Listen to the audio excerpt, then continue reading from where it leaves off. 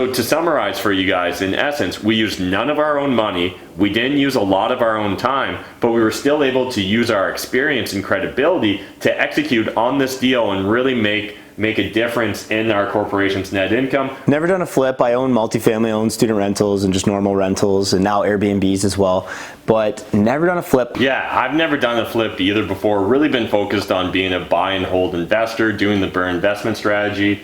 But right now, we've recently set up a new corporation. We want to make some active income in that corporation.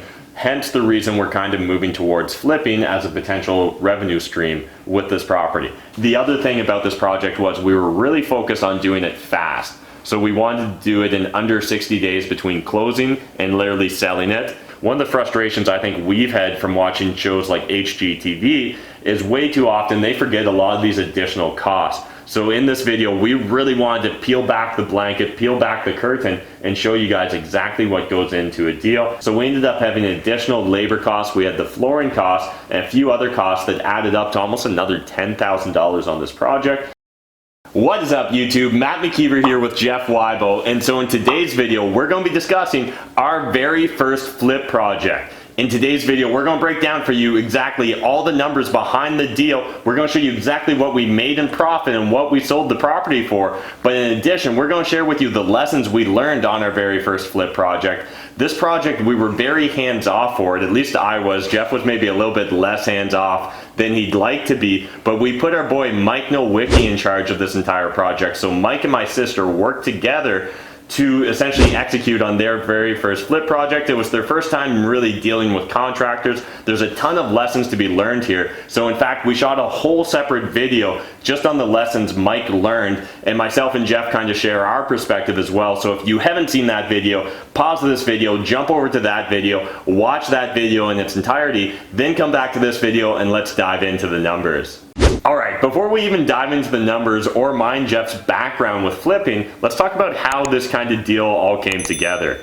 So initially, the way the deal happened was I was introduced to it by a realtor we know. He kind of found this interesting opportunity, put it on our radar, and we kind of chatted about it, and we're coming up to a Wybo limo tour at that time. Yeah, it was a limo tour in the summer, and oftentimes on these tours we go look at properties, and it seems like it's just me and you buying them these days. Yeah. So there are great deals out there, and you took the limo past this property. We didn't go into the property, but we did a drive-by. You quickly stood up, you said the numbers. Everybody, maybe they were tired because it was probably at the last stop we did of that day. Yeah, I think it was. And a week later or so, we're getting it under contract because because we knew there was an opportunity here. Now this maybe wasn't your ideal flip project. We'll dive into the numbers a little bit in a second, but I knew it was kind of a low risk, low reward type of project where we could really cut our teeth and get some experience, as well as build up some experience with private lenders as well. So we did not get a mortgage on this property. We borrowed all the money privately just to kind of build up that relationship further. But back to that limo tour. On the limo tour, we were presenting the deal. Our buddy had actually locked it up for $295. He was asking a $10,000 wholesale fee, so we're looking at about $305,000. Plus, we were then going to add on a $5,000 wholesale fee if someone decided to buy the deal from the limo tour. Now, once we showed everyone, no one decided to take action. To me, I thought it was a no-brainer because it was a 5-bedroom student rental property. You know, you could, if you had a really good arm, you could literally throw something and hit Fanshawe College. And yeah, a lot of properties in this area are selling for $70,000 plus a bedroom.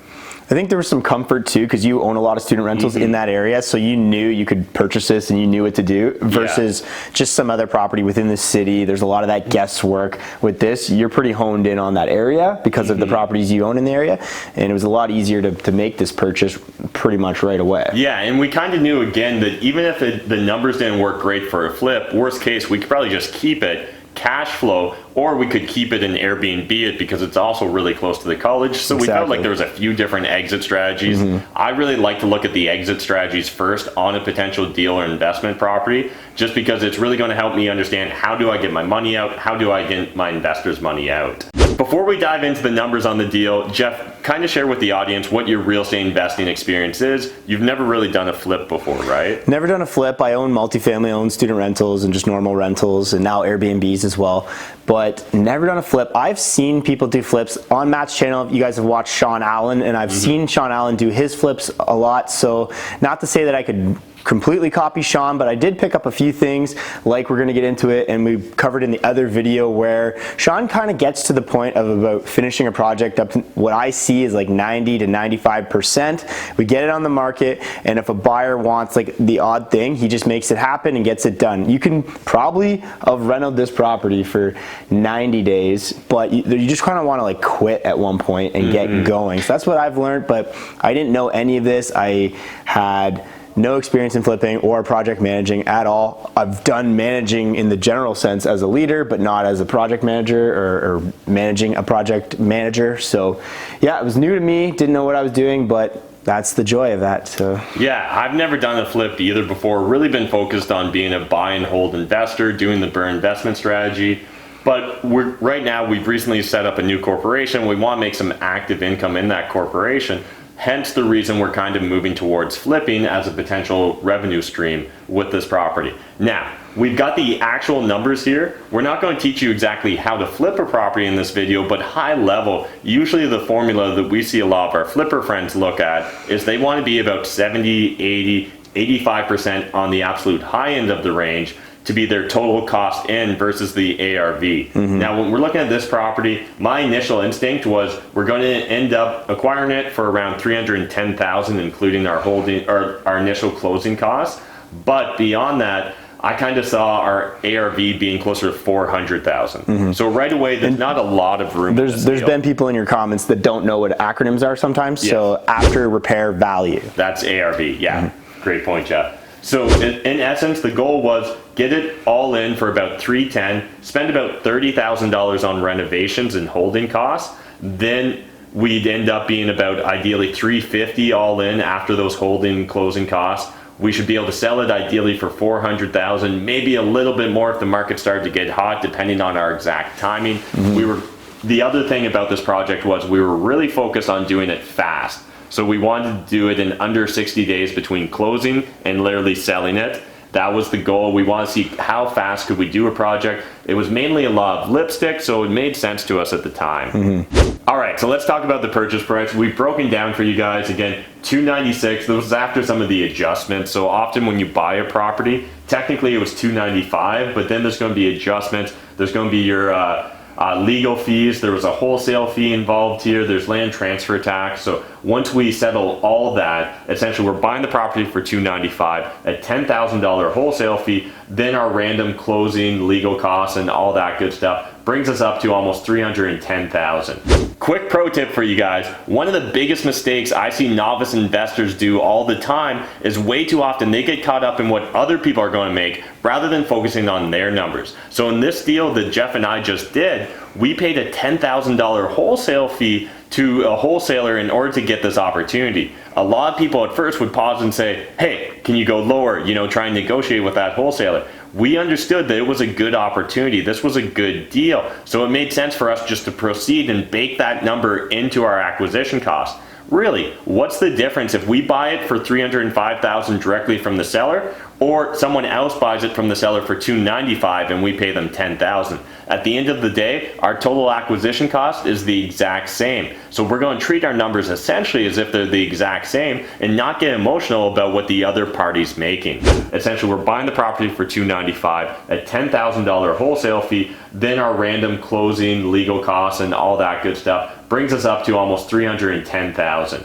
Then our initial renovation budget was going to be for $30,000. That was going to include about $6,000 in windows. We needed to cut new egress windows into this property to make the basement legal. Beyond that, we were just going to do all new flooring, all new painting, install a new but relatively cheap kitchen, all that good stuff. The goal was to be $30,000, and you can see we went a little bit over budget. We'll discuss that in a second.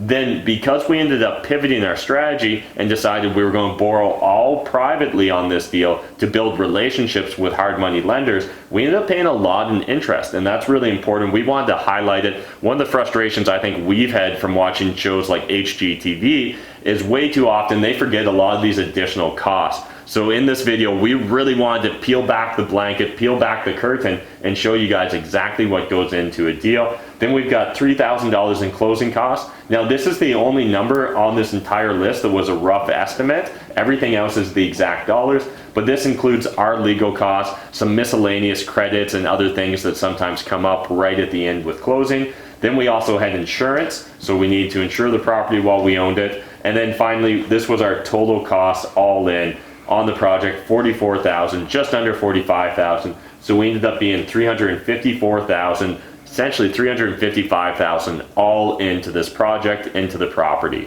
All right, now let's take a little bit more of a specific look at the renovation costs and the costs involved in turning this property around. So our renovation materials initially were about $9,500. We had $1,600 in electrical, $7,500 in labor, and then $6,600 in windows. Now, as this project kind of went on, there was some scope creep. The initial quote, there was a misunderstanding where we thought that they had included flooring in the labor for the flooring. Somehow, in between Mike and Katie's discussions with the contractor, that got lost in conversation. So we ended up having additional labor costs. We had the flooring costs and a few other costs that added up to almost another $10,000 on this project.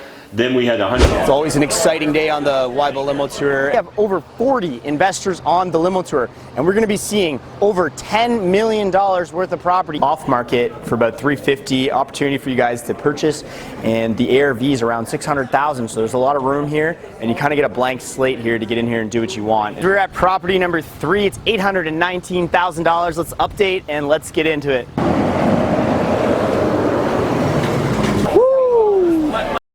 What's up guys, Jeff Wybo here, and we are on the Wybo Limo today. We have over 40 investors on the limo tour, and we're going to be seeing over $10 million worth of property, $10,758,383,000.69 to be exact. Let's go check it out. Let's go. All right, here's the 411, folks. Say some gangsta is dissing your fly girl. You just give and her I'm with these. my fly girl, we feel amazing. And we getting high, girl, we steady blazing. Oh, it's always an exciting day on the Wybo Limo Tour, and we're off to our first one. It's going to be a flip. The people can't finish the flip. They want us to take it over. There's still room for money to be made on this deal, so let's go check it out. And I'm with my fly girl, we feel amazing. And we getting high, girl, we steady blazing. And I don't know why or how we gon' make it, but let's get it now, girl, I'm tired of waiting. So, why should you come on a limo tour? Today's limo tour, it's all off-market properties, so they're not on the multiple listing service. So it's a little unique. This is why my buyers came out to view these properties. If you're a new investor, you definitely want to be showing up to this because, as you can kind of hear, everybody's networking right now, trading their secrets, asking about what properties they have and what's going on with renovations and tenants, and it's a really great networking day. And if you're an experienced investor, I got some really good deals for you guys on this tour that I put together. So if you guys are interested, you know where to find me, at Jeff Wybo on Instagram. I post there every single day, so get over there and follow the account. Text me, Jeff, when's the next limo tour? And tell me, maybe this one's in London, Ontario. Maybe you want me to come to your city. I'll come to your city and do a limo tour. So we ended up having additional labor costs. We had the flooring costs and a few other costs that added up to almost another $10,000 on this project. Then we had $180 for cleaning. So, you know, once the job's done, often your contractor might sweep it, but they're not going to sweep it really well. So we ended up being about $35,000 all in. Again, hard money rates here. So we were paying, I believe, over 10% interest rate on this project, hence the really high interest rate. And again, that was to build up the relationship with a potential money lender. Another great tip for you guys is the interest rate. People are always so focused on, are you paying 10%, 11, 11.5, 12, 14? That was not our big picture on this deal. We ended up still making money. Even if that interest rate was 1% higher, we're just happy to actually have the money. And that's the most important part. You guys just focus on getting those connections, paying that high interest rate, because that's peanuts to pay that interest rate, and you will make a lot of money down at the bottom. So don't get so focused on really trying to save 1% here and there. Just get the money. We needed 300, what do we need? 350. We needed $350,000. That's what we needed, not 9.5%, 10%, 11%. We just needed $350,000 because we knew we could make money at the very end. So we ended up being about $35,000 all in. Again, hard money rates here. So we were paying, I believe, over 10% interest rate on this project, hence the really high interest rate. And again, that was to build up the relationship with a potential money lender. This was not just about making money on this deal. This deal was also about getting my sister and Mike Nowicki to really learn how to flip a property, to see whether we could build a reoccurring business model where Jeff and myself didn't have to be super hands-on. So before we get into the profit, Jeff, I'd love to hear, how hands-on were you on this project? Because you were more involved than I was. So from the start, the very beginning of it, I kind of wasn't involved. I let Mike and Katie take care of a lot of it. I didn't really get involved till about the last week when I had to put my real estate agent hat on and I wanted to sell this property. So I started getting really involved and I started picking out things that wasn't there that I needed for a sale, and then that's why some of the budget started creeping up. Yeah. Like we forgot things like a stove and just little things like that, like right before the ending, right before we wanted to put it on the market. I was like, where's the stove? So like a lot of little lessons learned, but this was almost like sending Mike and Katie to school, and hopefully we made money. We didn't pay for their tuition, pretty much. So yeah, one more pro tip for you guys. When it comes to real estate investing, especially the first couple of deals, it's really important that we view this as tuition. Way too often I find investors that want the perfect deal for their first deal. First things first, there's no such thing as a perfect deal. Secondly, it's really important we view this as tuition. This is the school of hard knocks. In this case, my sister and Mike Nowicki, they were able to learn the entire flipping process and make money for the corporation. This is truly a win-win opportunity. Now, I know there's a lot of professional flippers, a lot of experienced flippers that are probably going to make fun of our margins on this deal. And fair enough, we didn't make a ton of money, but what's really important is we learned a lot of lessons. We were able to train some of our employees while actually making money, and now we're in a better position to go do future flips and make money in those. It's much better to take action. Jeff, actually, you always have the ready, shoot, aim, ready, fire, aim. Yeah, too often everybody's on analysis paralysis. We just pulled the trigger and we figured it out, and we didn't lose our shirts again. Yeah, so. We knew that the downside was very limited. We had multiple exit strategies. That's what's really important. Yeah, so ready, shoot, aim, get ready, take the shot, and then fix the little corrections later. Don't be aiming forever. If you're aiming forever, you're never gonna pull the trigger. Like a lot of little lessons learned, but this was almost like sending Mike and Katie to school, and hopefully we made money. We didn't pay for their tuition, pretty much. So yeah, so let's dive into the numbers then. So our total cost of property, again, just under $355,000. Now we initially were hoping to sell it for around $400,000. Before I actually revealed the sale price, essentially we decided we had another project on the go at this time. We wanted to use the money from this private lender, take the $350,000 essentially they had lent us, take that money and use it on a 17-unit building that we were purchasing. So we ended up deciding to try and sell it really fast. So do you mind just explaining for the audience context? So we were going to be closing on another property that was probably our big picture. So we just wanted this off our plate. If we had all the time in the world, we probably would have spent 2 more weeks on this, making sure it's perfect, maybe stage the property, get it on the market, get that top dollar. But the idea was to pay off that hard money lender right away so that we could shift the money over. So we wanted this sold. I wanted to list the property on a Friday right before the long weekend, because I thought if I didn't, it's going to be all the way till Tuesday after a long weekend. And I wanted the public to be staring at the property on their phones. And it actually worked, because people came in on Saturday and gave me an offer on the Saturday, and it was a pretty decent offer. We kind of just talked about it amongst the corporation. We're like, okay, let's go with it. But the problem is it wasn't all finished. So the buyer started nitpicking a lot of legitimate things, but a lot of like non-legitimate things too.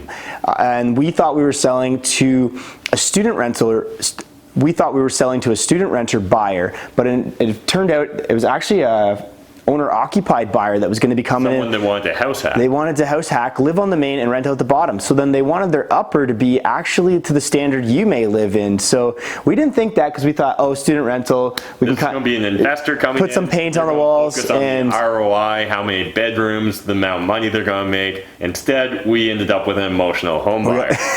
So then I had to pivot and do that, and it was a little bit fighting with the contractors because they may say, well, I don't do that, and I'm saying, listen, I have a buyer that wants something, you're doing this because this is what's going to make the sale happen. I'm in a contract right now, and this is what they require. So we got through it, and obviously, well, did we make money? Drum roll. $375 was our sale price, so $375,000 is what we sold it for. Now, we didn't pay Jeff, right, as the realtor, but we had to pay the other realtor. So $7,500 here. They're getting my bill next week. Yeah, so $367,500, that was our net sale proceeds. So $354,726 and $367,500 as our proceeds, and we're left with net profit of $12,773.43. So this clearly is not a princely sum. You're not going to retire off of this one deal, but let's put this into context. This was Mike and Katie's first time flipping a property.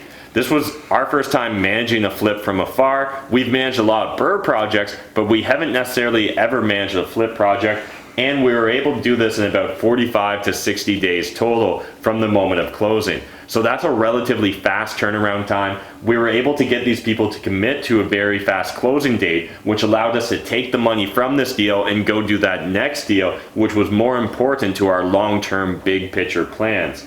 So overall, let's call it 60 days total between closing and closing to make $12,000, almost $13,000. I don't think that's too bad. That's, over $1,000 a week in profit that we were able to make from this deal. And this includes all the real costs, all the total expenses. Realistically, for myself, I maybe spent a dozen hours just kind of checking in with Katie, with Mike. Jeff, let's separate you as the realtor and you as the owner. How much time as an owner do you think you spent on this? Well, not much at all. Only the last week did I kind of get involved. So just the odd hour at the beginning of the project all the way till the week before we wanted to list it. So to summarize for you guys, in essence, we used none of our own money, we didn't use a lot of our own time, but we were still able to use our experience and credibility to execute on this deal and really make a difference in our corporation's net income. Brand new corporation making $13,000 in the first 60 days.